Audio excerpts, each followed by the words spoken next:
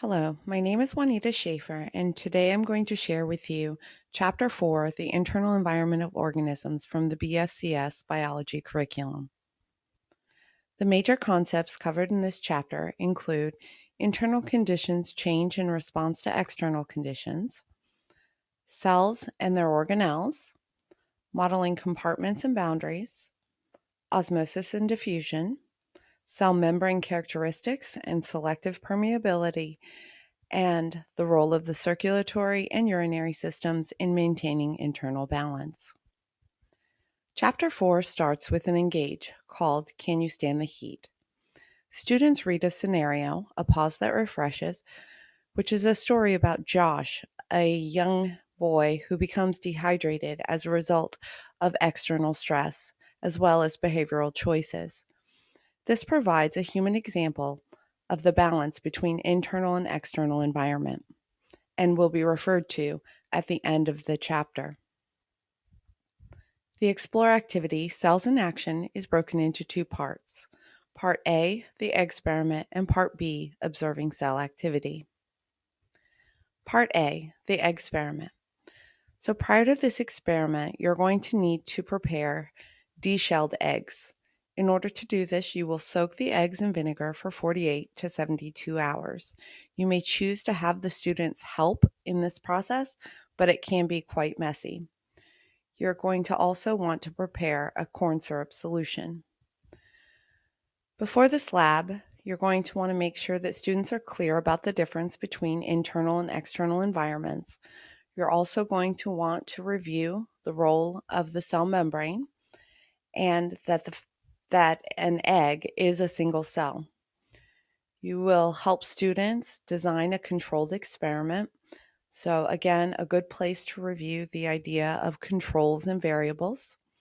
And this is also a great opportunity, if you haven't done so already, to have students write their first formal lab report. During the experiment, students make both quantitative and qualitative observations. Students will make inferences about what happened to the cells in response to their external environment.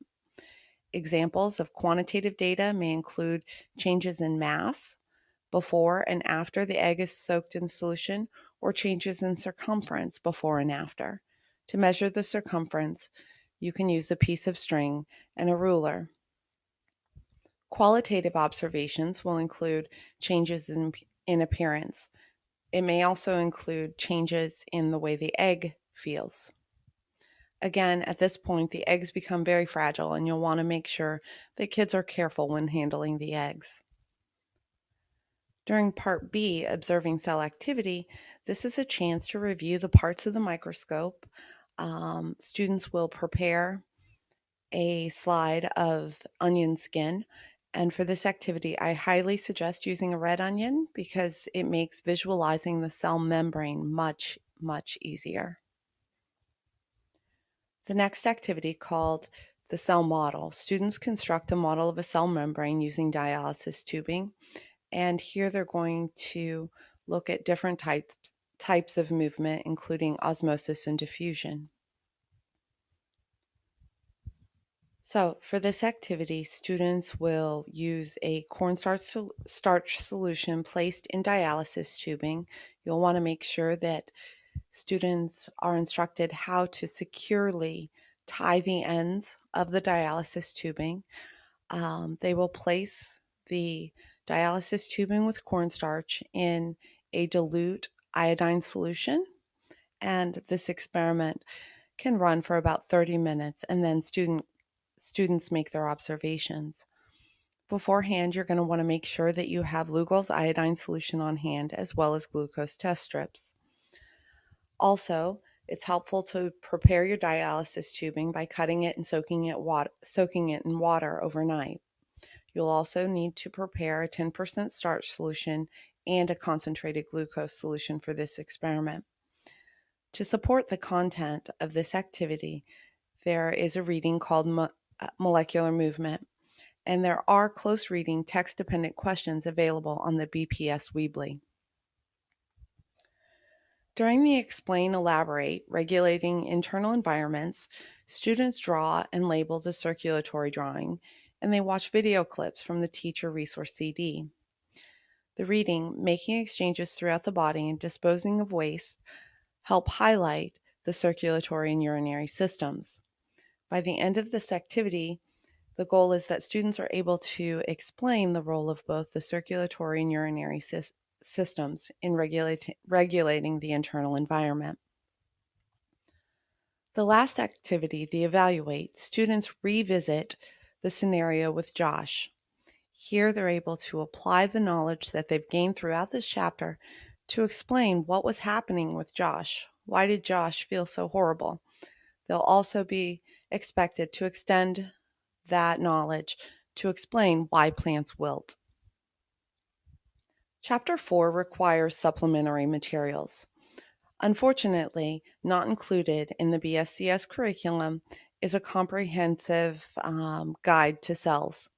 So you are going to need to find your own cell diagrams, and you're also going to need to provide the function of organelles. One such website that I found helpful is the Cells Alive website.